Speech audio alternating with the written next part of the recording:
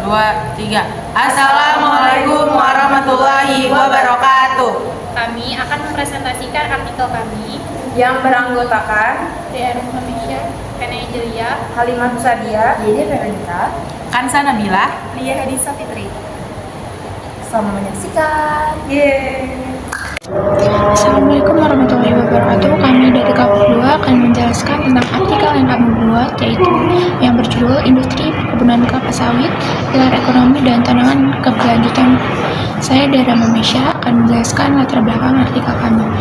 Industri kelapa sawit adalah sektor ekonomi utama Indonesia, berkontribusi besar terhadap APBN dan penciptaan lapangan pekerjaan.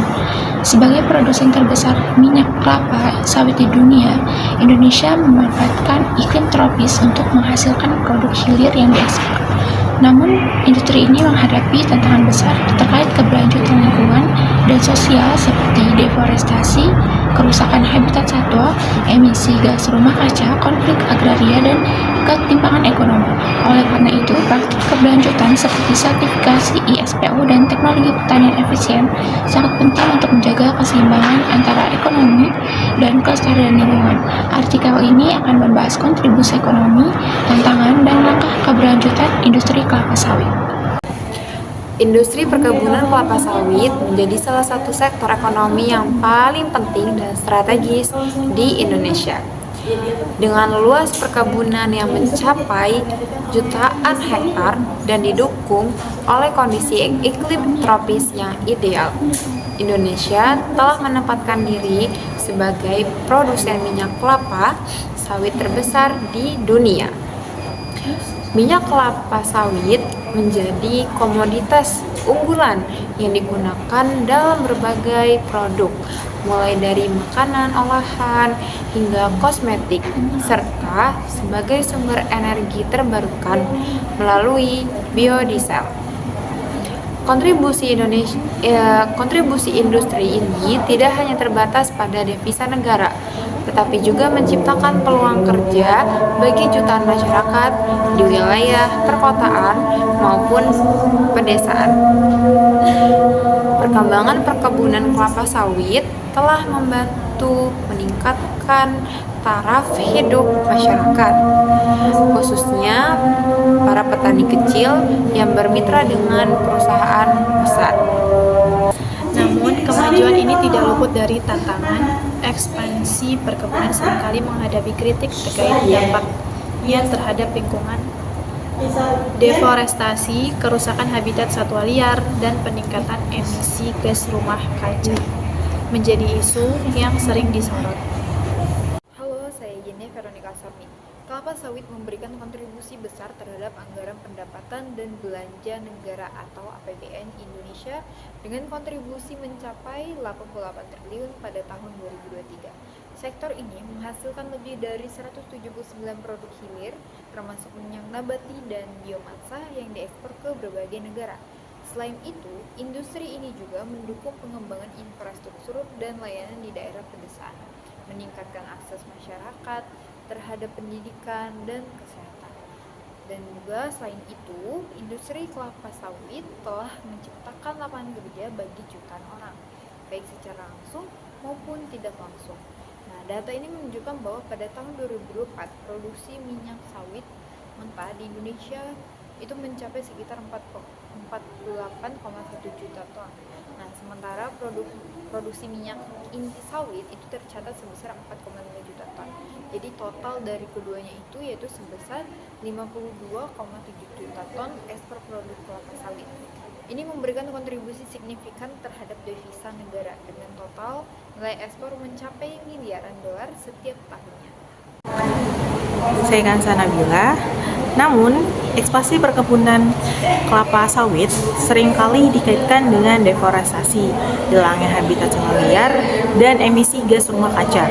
Praktik pembukaan lahan yang tidak berkelanjutan itu menjadi sorotan utama dari berbagai organisasi lingkungan.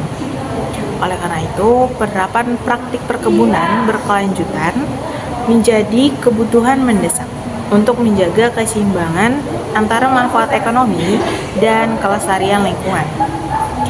Berdasarkan penelitian terhadap responden yang dilakukan oleh mahasiswa IPB, responden menyatakan terjadi pencemaran air dengan bertambahnya luasan perkebunan kelapa sawit. Maka semakin banyak penggunaan pupuk-pupuk serta obat-obatan untuk memberikan kesuburan pada pohon kelapa sawit.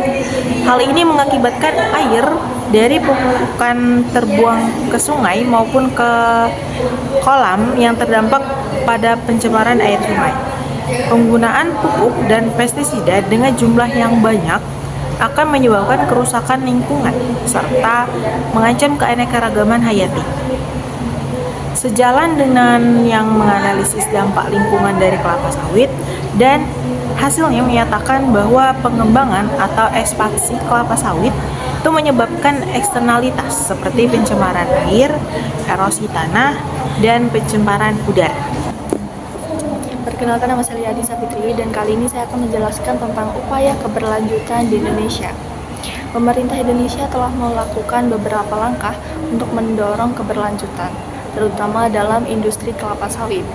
Nah, ada beberapa hal yang telah dilakukan oleh pemerintah, yaitu yang pertama ada sertifikasi INSPO, yaitu Indonesian Sustainable Palm Oil, yaitu sertifikasi yang memastikan produksi kelapa sawit dilakukan dengan memperhatikan lingkungan dan sosial.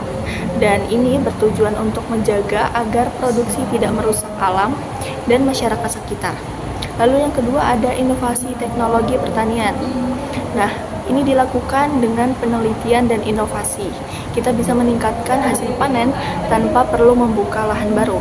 Contohnya, penggunaan teknik pertanian yang lebih efisien dan ramah lingkungan. Dan yang ketiga ada pengelolaan sumber daya alam yang dilakukan fokus pada konversi hutan dan pengelolaan limbah untuk menjaga ekosistem. Nah, ini dilakukan untuk mencegah kerusakan lingkungan seperti kebakaran hutan. Yang keempat ada kolaborasi antara pemangku. Nah, yang terlibat dalam kolaborasi ini yaitu pemerintah, perusahaan, dan masyarakat sipil yang tujuannya untuk bekerja sama untuk mencapai pengelolaan yang berkelanjutan dan efektif. Lalu yang kelima adalah keterlibatan masyarakat. Nah, masyarakat ini sangat penting dalam pemantauan dan kebijakan untuk memastikan kepatuhan dalam industri kelapa sawit.